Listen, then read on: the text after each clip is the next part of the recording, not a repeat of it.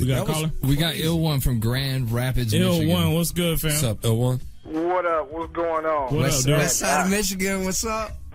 What's going on? Man, that day it is real vivid because I was at work when that was happening. And I work in a factory, so, we have radios going on and stuff like that. Well, just one guy, he's working, and all of a sudden he sticks his head out of his area, and he's like, plane hit the World Trade Center. And we're like, what? It didn't make sense. We're like, what the hell is he talking about? Mm-hmm. And then, of course, time goes on, so people are starting to talk. He's like, yeah, I heard a plane hit, blah, blah, blah. Then he said another plane hit, further on. Yeah. Then all of a sudden, everything just stopped. Everybody's like, what the hell? What is going on?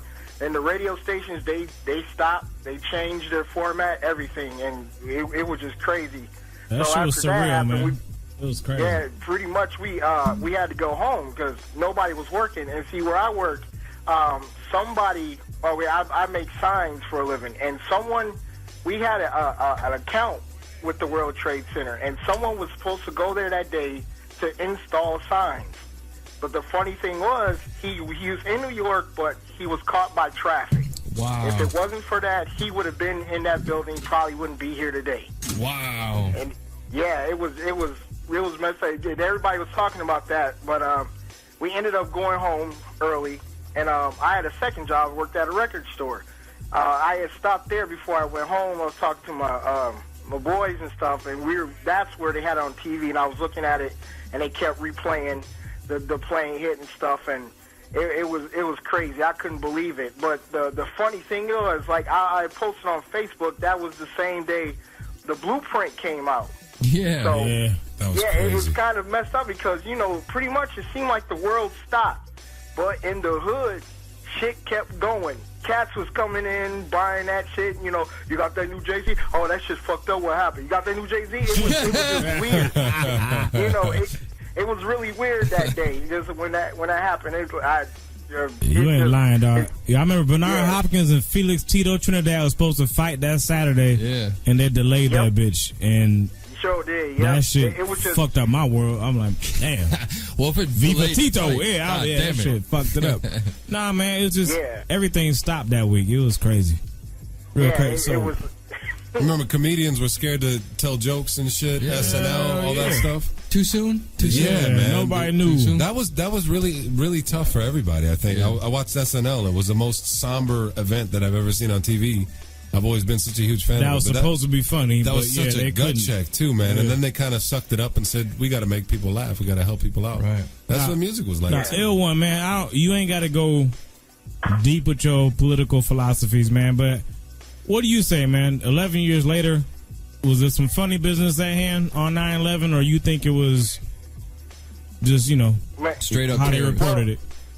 Well, at first, I was just going with what everybody else was saying. Oh, it's terrorism. Then I started to look at, like, the Fahrenheit 9/11 and all those, like, those movies and stuff. And then I was like, well, it could be. To be honest, I'm still on the fence about it because I'm not sure if I'm thinking, like, why would the government do some shit like that, to start a war, to start all this chain of events? But it's you never know. It's not too far. There's a lot of things that add up, and then there's some things that don't. So I'm still on the fence about it. I feel you. I think that's the smartest answer. Smartest guy says that he ain't sure. Yeah, that's true. Very true. Yeah. Take it easy, L1. Appreciate it, my dog. All right. G-Rap. Yep. I mean, that's true, man. The thing is, man, like, there's a part of me that says, why? Why would anybody want to do that shit and deceive that many millions of people? Because it opened up the door to the Patriot Act? I know. But See, you're going too far. You're jumping ahead. I'm saying. Ill one's like, we don't believe you. You need more people. Yeah, man, but no. When you start digging and you get to the, underneath the surface, there's a 100%. a billion reasons why. That's my three take, wars man. that were never signed off on by Congress, as Ever. required by our fucking Constitution. Or the Yet UN. we spent $1 trillion over No it. support by the UN. Yeah, and that Support by NATO. that Patriot Act is like a puppy compared to what they got in place now. We got support by gunpoint. Pretty much. They can, Shit was wild. you ain't even bro. got to be no terrorist, and they will They will haunt you. We lost got- a lot of innocent lives in every Caller, what's up? Big brother Timex from Denver, man. What up? Timex, what's good? What time it is? What's going on, fellas? What up, man? It's a pretty good occasion for me to call in on the first time ever, man. So What I've been up? listening to you fellas for a few months now. It's like the one podcast I listen to, man. So definitely got to give you your props. My dude, appreciate Thank that, you, man. man. That's good to hear. fam. Colorado. Yes, sir. Yeah. I'm in Colorado now, but I'm from Jersey, and growing up, I spent a whole lot of time in New York, and some of my fondest memories with my dad in the city in Manhattan, man. So when this happened, I'm telling you, it was crazy for me. A lot of the people in Colorado, I mean, we all, the Americans here, we can relate, but I had just visited there 2-3 months ago, and I tell you, I woke up, turned the TV on, and saw the first tower on smoking. And if I remember correctly, they didn't know what happened. And I was on the way out the door before the second one hit, but I'm in my car, and all the radio stations had live feeds on what was going on, and nobody was quite sure. And then that second plane hit while I was in the car. And, I mean, I never felt like that before. As I'm driving to work, I'm looking at other people in their cars wondering, do they know what's going on? We under attack. And it was real strange, the blank looks on everybody's faces as I was driving to work. And I'm telling you, it was the worst day I could deal with at that point. After about an hour, I had to leave, man, because I got a lot of people out there that still live there. And, I mean, cell phones were down. It was tough, man. I couldn't even deal. So that, I feel you, man. The thing is, like, when I talk to, like, my mom's, God bless her soul, she was still alive back then. And she was like, you've just witnessed your Pearl Harbor. It's like your Kennedy assassination. Because she went through all that. She went through when Martin Luther King got killed, when Malcolm X got killed.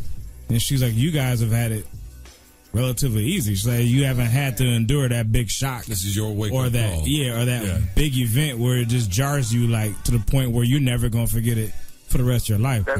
And I mean, that makes a lot of sense. I'm sorry, I didn't mean to interrupt you. No, my man, you good. But that makes a lot of sense. I really never actually thought about it. I mean, it is one of those, I mean, not just one of the things that change your life, but everybody around you that people will remember forever. And, I mean, I'm sorry we had to go through it, but as far as Illuminati or any big government involvement, man, I've tried to think about it, and I know a lot of people believe that there was some sort of funny involvement, but man, all I can do is, even though I hear proof and hear things stated, I try my best to believe it ain't true. You know what I mean? Right. I feel you, man. I mean, it's easier to sleep at night to think that everybody on your side's on your side. Because when you think the other way, I can tell you, it's paranoia. You worry. You're like, damn. You start sounding like Tupac, if right? it's like that, then it is what it is. Sipping Hennessy, talking about everybody's your enemy. Yeah. So I respect both sides, man, because there's no concrete proof. I mean, in the public eye, there's no smoking gun either way. Right. So, yeah, I mean, it is what it is. It's hard to believe that, I mean, we got enough enemies here.